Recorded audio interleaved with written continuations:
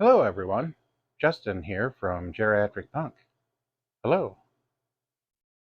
Um, I deleted my individual videos on these rifles because, I don't know, I figured it would be fun to just kind of make an all-encompassing video and maybe not be as unserious or goofy about it.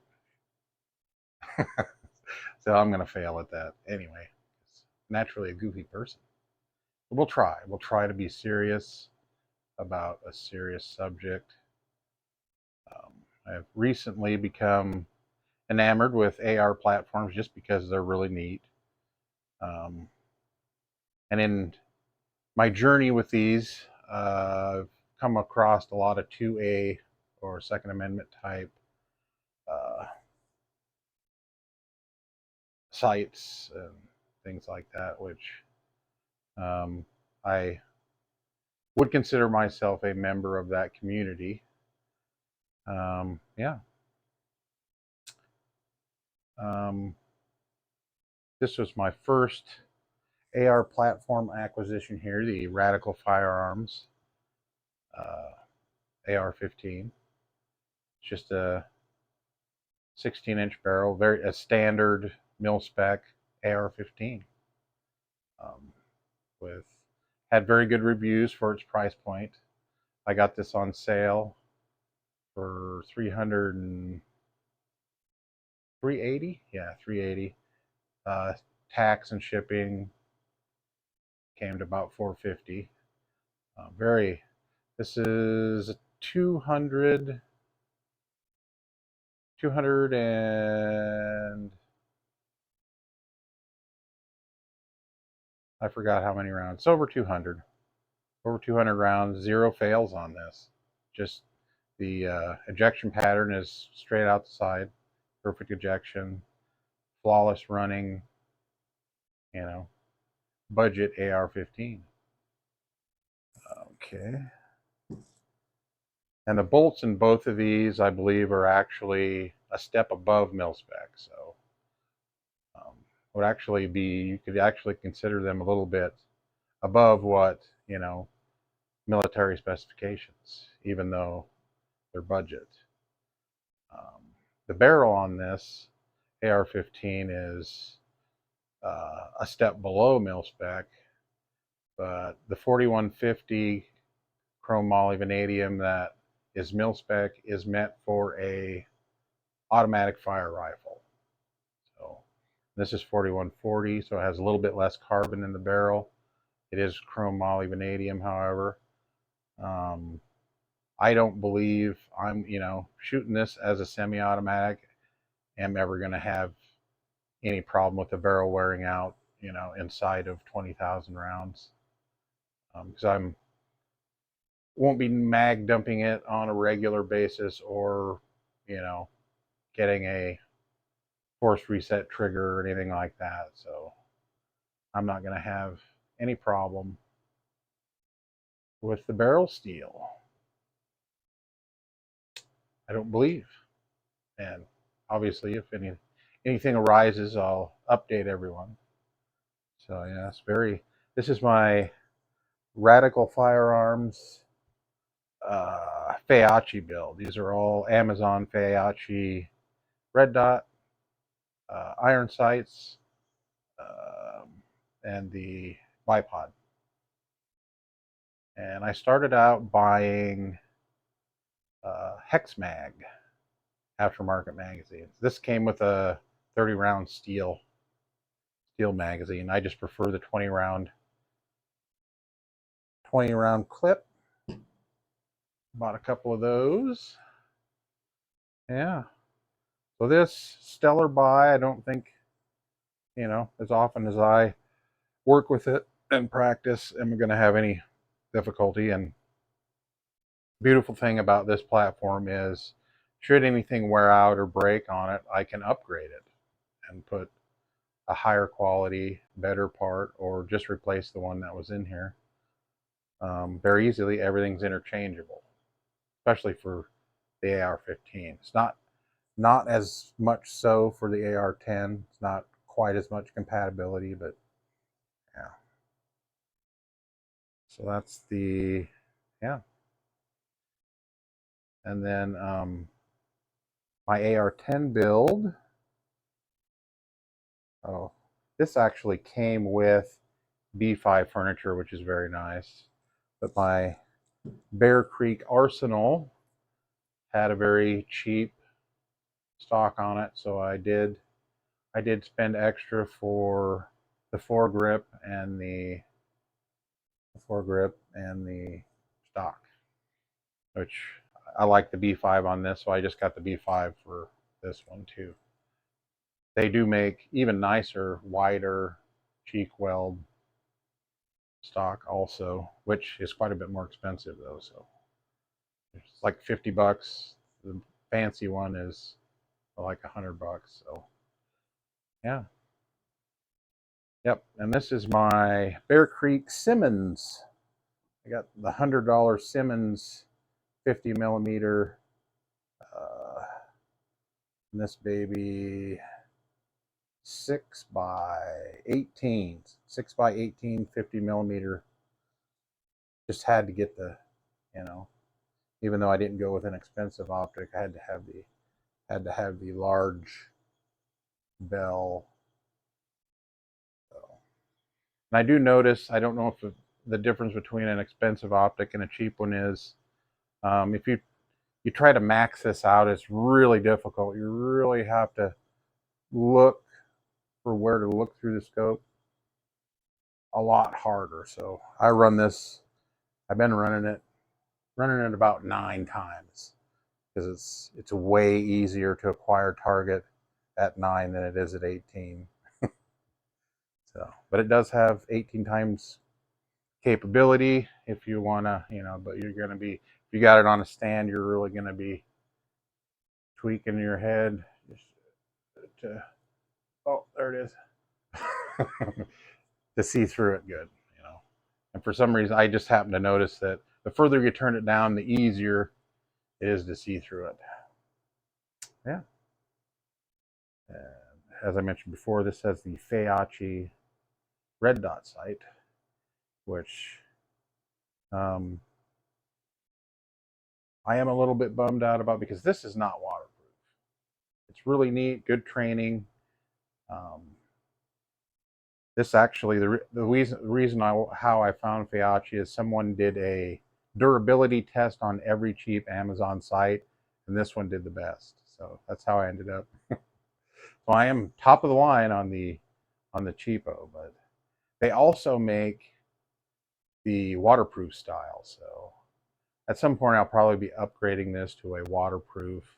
The cylindrical type red dots are generally waterproof. Feyachi makes one, but this type of red dot is not waterproof. So I think at some point I'm going to get the waterproof red dot and a magnifier 5 times. Feyachi makes a 5 times magnifier flippable.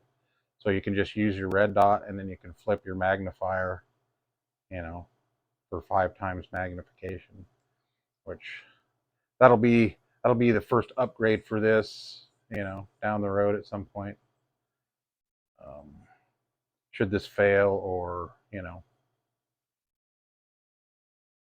yeah, very happy with the Radical. And a lot of your more expensive AR-15s, the companies that make them charge way more because they have like government contracts, or so they've actually made AR-15s for the military, or recently found out that Radical at one time did have law enforcement contracts, so they used to make these for law enforcement. Yeah, so they could, based on that, say, oh well, now our rifles are worth another $500 more because we are, we have, contracts, and we're established. But we'll see. Just 200 plus rounds on that beauty. We're about 160 rounds in on this. had about 3 fails with its original spring and buffer in it. I have since upgraded the spring and the buffer tube here. I went from a H1 buffer to a H3 buffer, and that caused clearance issues with the original spring because the H3 buffer had a wide shoulder on it. So then Springco makes a 308 spring, which has quite a few less coils in it than the spring that was in here. So I was relatively confident it would work, and it does. So it's a thicker spring with fewer coils in it. So fixes my clearance issue with the H3 buffer, and also provides a little more pressure for the overgassed. The way the system was with the H1 buffer before was way overgassed and throwing the brass straight forward out of the rifle. So for those of you who don't know, the ideal ejection pattern is straight out the side or to the back a little bit. And we've got this running pretty close to straight out the side with the spring and buffer upgrade. Did have a few fails with this. Like I said, with the original, but I believe this is a 0 fail rifle now. I don't believe it's ever going to have another failure, with just basic reasonable cleaning. But also update you on that if I have any type of failure to feeds or any kind of ejection issues whatsoever out of this going forward. I don't believe I will, though. It's functioning very nicely, very nicely. So there again, that is then I got the side mount bipod off of Amazon for this, the CV Life.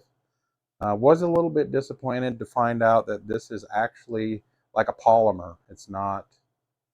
It's like a really hard, high impact type of plastic. So a little chintzier than I was going for on that.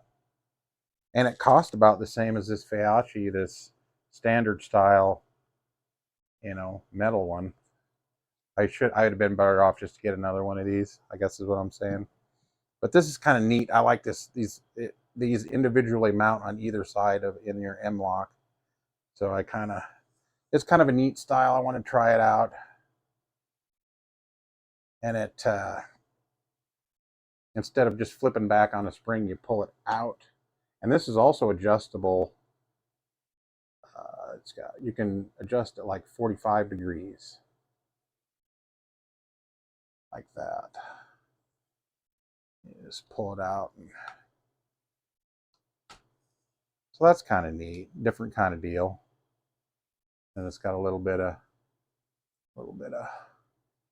it only extends out another 4 inches or so, though, from its original 9-inch. But that's kind of a neat, different style to try out.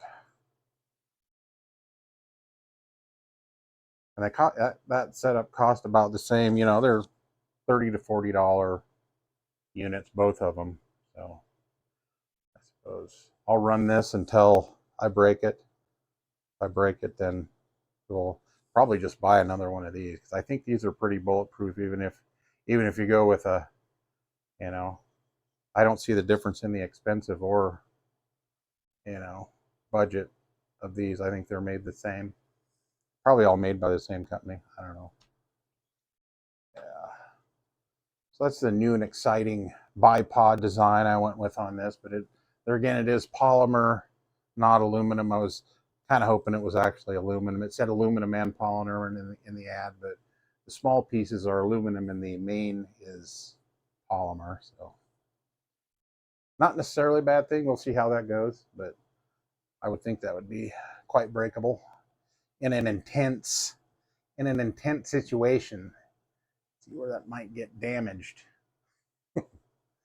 Yeah. So the Bear Creek Simmons Scope B5 CV Life bipod. That's kind of a random mix of things. This is all radical Feachi though. I just bought only Feachi and put on this because I'm, you know, kind of impressed with the company. It's a budget company, but it seems like they make pretty good stuff. So kind of being a test monkey for the Feachi stuff. Yep. Oh, calibers. 5.56 AR-15 is the standard NATO round. I figure I'd go with NATO round calibers, you know, in the event that something should ever happen. If there's an occupation, my weapons will be compatible with bulk government ammunition. So our country's standard ammunition and all of NATO use the 5.56, but you know, could be switching over soon. I'm not sure if they're actually gonna, because they're having difficulties with their new rifle. They might stick with this a little bit longer. And then the large caliber rifle round, the NATO round, is the 5.62 by 51, or the civilian 308. So the large caliber NATO in my range rifle, long range rifle, and the 5.56 in the standard rifle. And then I also went. This was my first firearm purchase. Is the Taurus G3. Very happy with it. Very also budget friendly, but you know, famously zero fail over, you know, a long period of time, thousands of rounds. I kind of picture this as someone took the Glock and said, how can we improve the Glock and then sell it for half the price? This is kind of what I think this is, but I don't know. That's just me. I like it better. I like the handles more ergonomic. It's better looking than what a Glock is, but it's basically built the same way as a Glock. Just the you know, with the polymer lower and the metal upper. Yeah. So that's the NATO pistol, 9mm NATO pistol round. So yep. So all three uh, compatible with that. So yeah. So very early in the testing stages on both of these. We'll let you know if anything goes wrong with them. But I'm very happy with both of them. And this, I bought the upper on sale and just went ahead and actually paid kind of regular price for the Bear Creek Arsenal, lower just to have a matching. It's all Bear Creek Arsenal AR-10. You know, and this came in with tax and shipping at $560, which is very, very cheap. You know, even your budget style AR-10s are usually $1,000 or more. So very good deal on this, and I think it's a very good rifle. And I bought this upper on sale, and it has a cold hammer forged barrel, so which is the best, along up there with stainless steel, the best kind of most durable type barrel that you can get. So step above the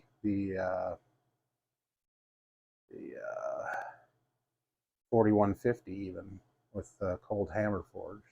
So I'm a step below on this one, mil spec, and a step above on the AR-10 for the barrel steel. Yep. Very, very excited about these. Having a lot of fun. I mean, this is just basically, a hobby, and they are a lot of fun to target shoot with. And this really makes me want to go hunting because it's very accurate. Haven't done any long range shooting with it, but at 50 yards it is just just eats the center out of targets. So it's very, and if you like carefully fire the same way 2 times at once. It does a lot of times. Your next bullet goes right through the previous shot, and right through the same hole at fairly short range. So haven't got this baby out for what it's for. I have to find a place to shoot 1,000 yards or 100 yards plus to test that, but looking like it's going to be, just what it does short range, looking like it's going to be pretty, really nice long range rifle. More so than, well, this doesn't feel near as accurate, but I've never had a scope on this. So with a scope on this, it might be quite a bit better.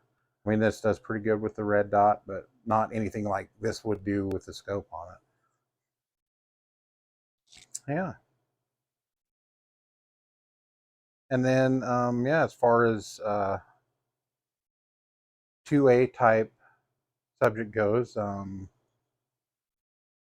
firmly in the 2A community. Um, I don't believe that the Second Amendment has anything to do with civilians having rifles to hunt with. I believe that the Second Amendment is a check and balance they put in the Constitution to keep from, if the government should gain too much power and oppress the population, the Second Amendment is giving the population the right to bear arms as a check and balance against, the government gaining too much power and oppressing the population. I believe that is the reason the Second Amendment and the right to bear arms exists. So I don't believe we should have single shot hunting rifles only. We should have the very best. We should have the very best arms technology available to us with, what the Second Amendment um,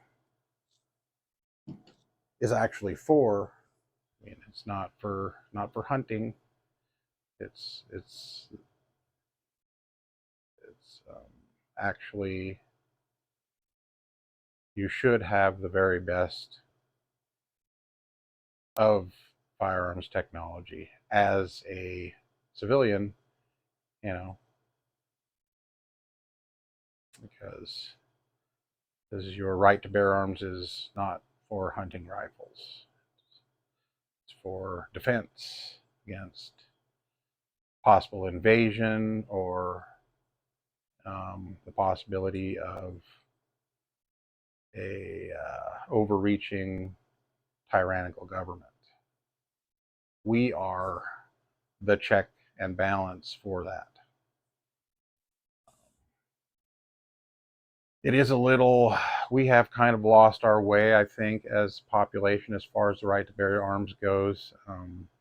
Switzerland is a very good example of how that's supposed to work. Their government actually issues them rifles, and they consider the right to bear arms a duty, as the population there is, expected to train with a rifle and be the standing militia for that country. So there's no gun crime over there, but they are second only to us in gun ownership. They see firearm ownership as a duty, not a hobby or fun time like we do. So we've lost our way a little bit.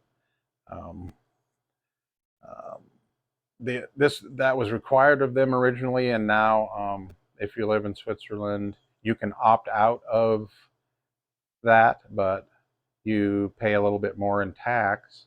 And then, of course, they use that money to buy like tanks and equipment and things like that. So you can opt out of being part of the country's militia and pay a little bit more tax to help fund it. So really nice system they have going on there, I think. And as I got to thinking about it, it's like, well, how come that isn't? I mean, I'm sure the right to bear arms. I'm pretty sure the founding fathers probably kind of based that on the Swiss's, what they had going on with their standing militia. And I got to thinking about it. It's like, well, we do actually have something like that. I would, for us, that would be probably the National Guard. It's like, why does the National Guard exist? Well, that's probably what our well-trained standing militia is supposed to be.